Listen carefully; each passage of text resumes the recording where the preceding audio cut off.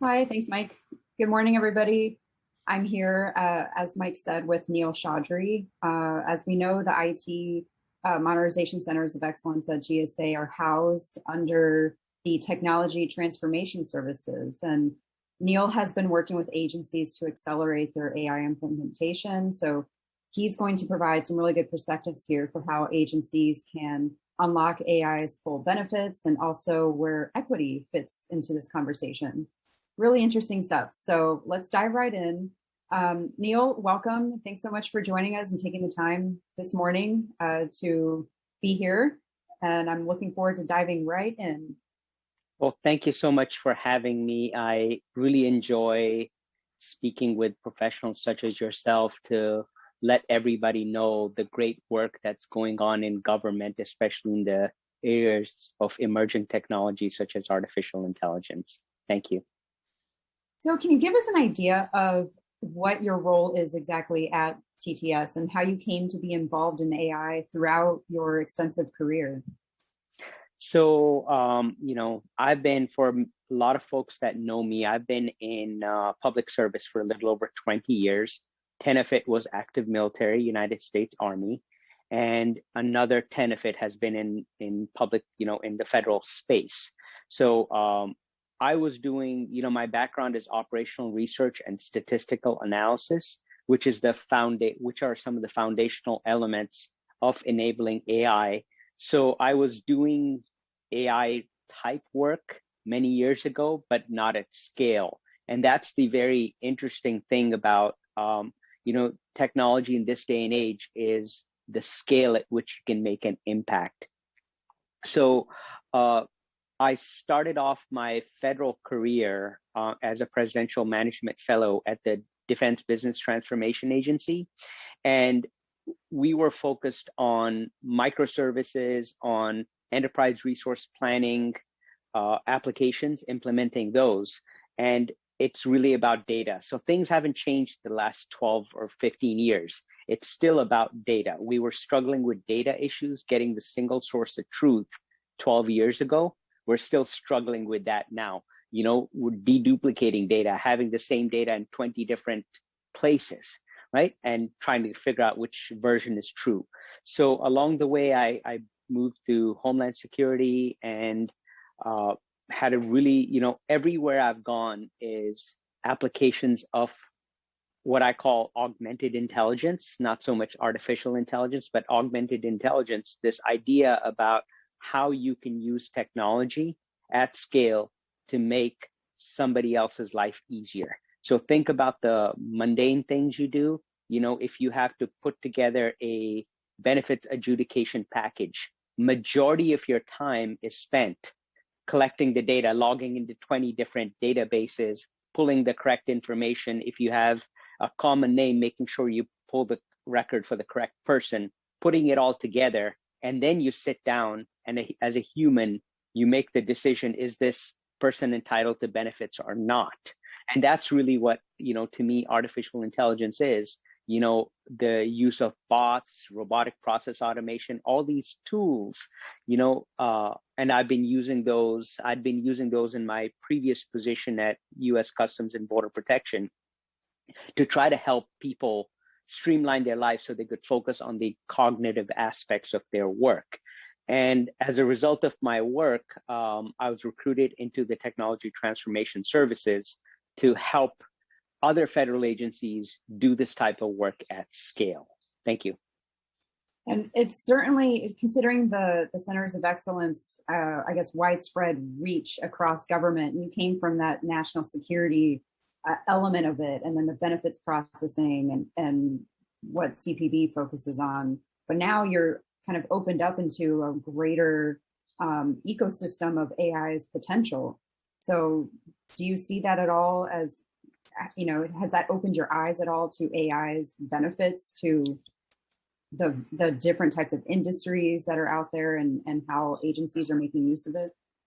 Absolutely. One of the fundamental things which I tremendously enjoy about the technology transformation services, and the centers of excellence are, this mindset that we are here to accelerate modernization and innovation in federal agencies by leveraging private sector innovation and centralizing best practices. So it's not about recreating the wheel. It's about taking what exists in private sector and applying it, making sure it's a right fit for an agency. So it's about leveraging commercial solutions and expertise from industry to deliver this enterprise level transformation. So that's been a big change, moving from an agency to working on federal AI implementations. And what you see is, regardless of the agency you get to, at the core of it, their issues are parametrically similar.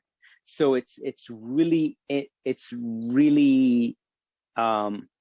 joyful to suggest proven solutions to them. And they're like, instead of taking 4 years to get to where we need to, just by partnering with industry, right? Taking a collaborative approach as opposed to antagonistic approach, we can deliver results within 6 months, 9 months, and that's just wonderful to see. And I'm so thankful that there's an organization like TTS that allows this sort of collaboration with industry. Thank you. It's definitely such an important area and very necessary. So I'm always happy to hear more about TTS and the work they're doing. With the new administration that we're in right now, you've been in your role a little over a year now. How are you approaching some of the AI strategies and initiatives at TTS? Are there any changes that you're dealing with kind of in this early stages of the new leadership? Yes and no. No in the sense that with technology, there's always continuity. The fundamentals of, good government don't change regardless of administration. The priorities may change on which programs are more important, but the underlying issues, with technology transformation, providing good service to citizens, those issues don't change. So, in the previous administration, this focus on, data and data provenance was huge. And this administration is building upon that, at least in my opinion. I can't speak for the, my bosses in the administration, but my sense is telling me that this administration is building on that and working to make sure that the applications that AI is being used for are more equitable, that we don't induce systemic, barriers to participation in everyday life, and in services that are provided by the government. Thank you. Equity is definitely a high priority in many ways in government right now. So I'm actually glad you brought that up, because that leads me into the next question is, where does AI fall into that equity conversation, and how can the government make AI more equitable? And how do you play into that? So, when we talk about AI, at its core, it's taking patterns and expanding those patterns at scale. But those patterns and that algorithm, it's not developed, magically somewhere. It's people developing those. So and people bring in their pre-existing biases into any problem set. So, you could take a AI, a solution, you could have it work on, in a pilot scale and small scale, but when you expand it, those biases are amplified and, at an exponential level.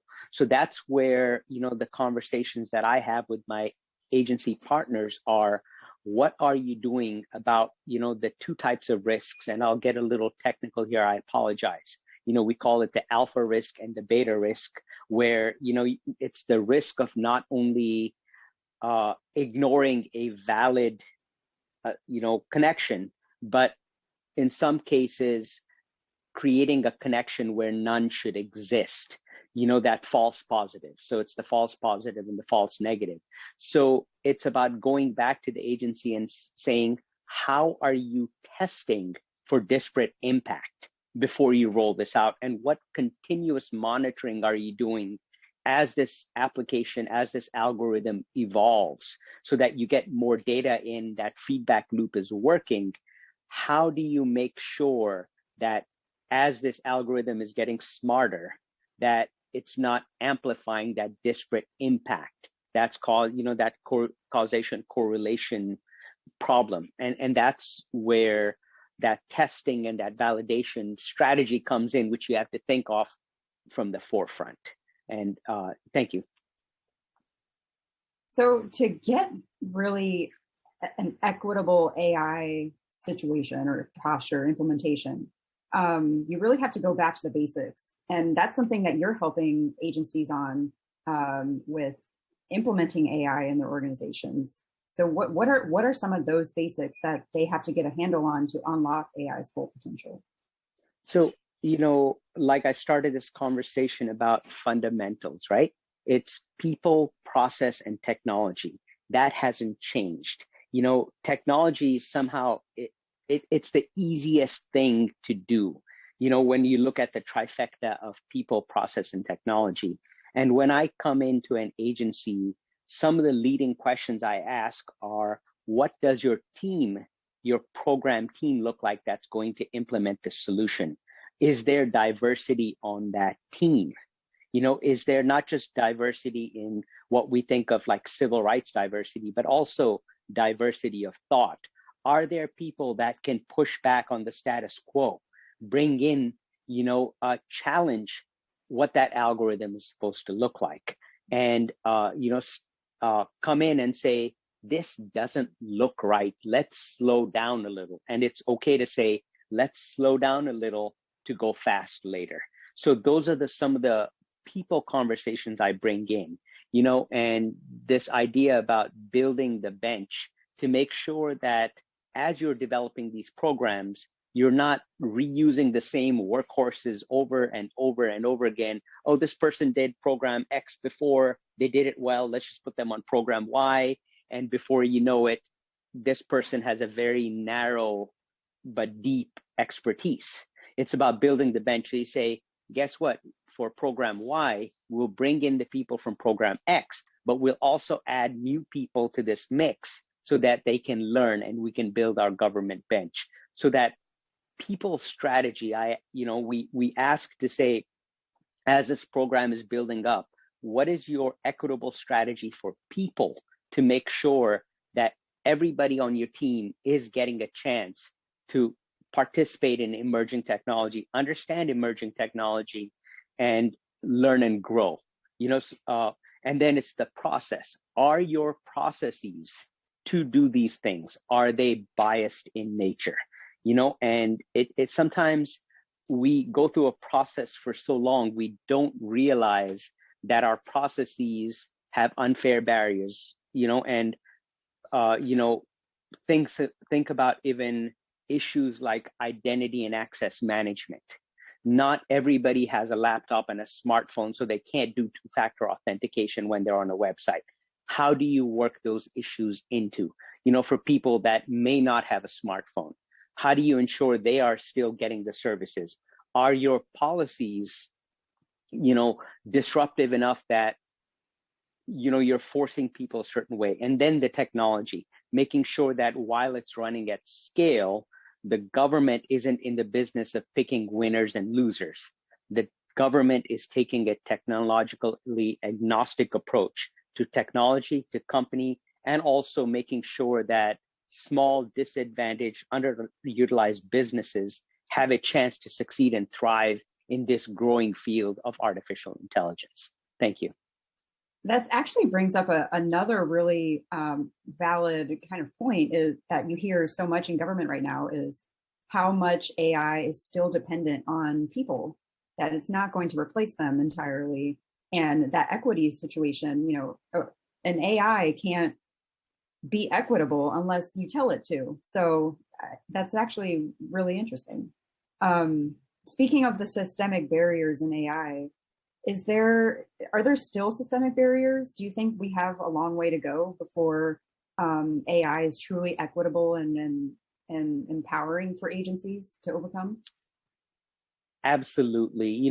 There always, understanding that they are systemic barriers and acknowledging that they're systemic barriers is like the first step in a 12-step program, so to speak, to, get better. So, that's where the conversations that I talk about, when we talk about a life cycle of an AI program, how to make sure it's sustainable, not that, when leadership is looking the first 6 months, everybody's rah, rah, rah. And as soon as leadership goes to the next project, the project falls apart.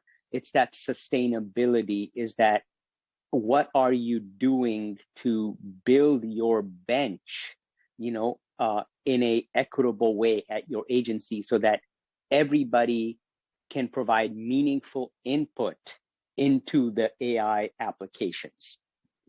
It comes to education, and agencies are doing quite a bit, but since this is a new and emerging field, there's a lot of thought work going on right now about how do we screen people for attitude and aptitude and knowledge and abilities so that they can be successful in AI. And that's an ongoing conversation that's going on in government. And, even with that, so I'm really, every agency I've worked with, there's not a single agency that says, it doesn't matter. Everybody acknowledges that, and everybody is working really hard to make sure that everybody in the workforce gets an equitable chance to reskill, grow their skills to participate in emerging technology. Thank you. Looking ahead, are there any initiatives in particular that you're most excited about, maybe in the next few months? Oh, absolutely. And this is sort of the plug for, the new administration's first executive order that was signed, 13985, about breaking down systemic barriers. We were always, government employees are very conscientious. Every single one that I've ever worked with is why after 20 years, I'm still in public service. And, we used to all do this. But now this executive order, it's become explicit, and it's reduced a lot of like the aversion to risk. So I'm so happy that we have, a top cover to experiment, to improve diversity, to break down systemic barriers, work on initiatives that, before we couldn't have thought about, it may be too risky, it may not work, what's going to happen, we may not get resourced. But now, this idea that we can start thinking about that from the up, from the get-go, and be able to say, the big guy said it, so we can do it. That's very exciting, and I'm really excited about that going forward. And I don't know, sometimes maybe I'm a little too excited, but this idea about breaking systemic barriers, not just to provide government service, but to also be able to leverage our underutilized, disadvantaged businesses to help us achieve that vision. So I'm very excited. Thank you. That's awesome. And great to hear. It's exciting stuff to keep track of. So we do have one audience question that I will ask, and you might have answered this a little bit in an earlier question, but I was curious about an additional detail here. They asked, how are you developing the AI machine learning skills of the workforce? Are you involved at all in that aspect when you're working with agencies to implement the technology? Is there training programs you recommend or other particular things that you work with them on specific to that? Yes, and that's a very interesting question. I'm glad the audience member asked that. I am involved as an additional duty, so to speak, right, with every agency I work with. And the conversations I have with the senior leadership there is that for an AI workforce, there is no single certification career path that you say, I'll check these boxes and I'm an AI expert. You never get to be that. It's a trifecta of understanding formal sciences, logic, math, the information technology, how the a Boolean logic works in computers. It's about applied engineering. Things in the real world do fall when they're not seated correctly. Gravity does matter.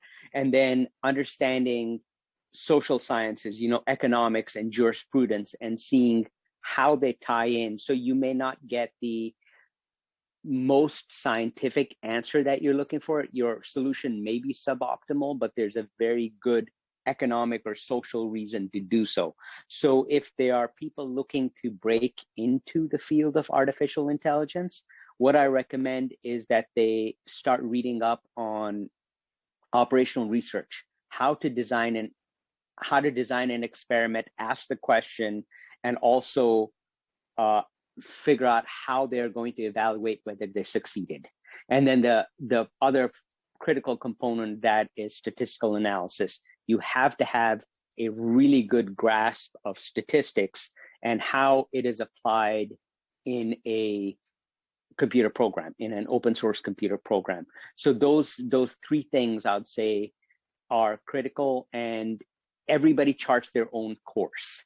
So there's no one right or wrong answer. There's no one single certification that will get you an AI.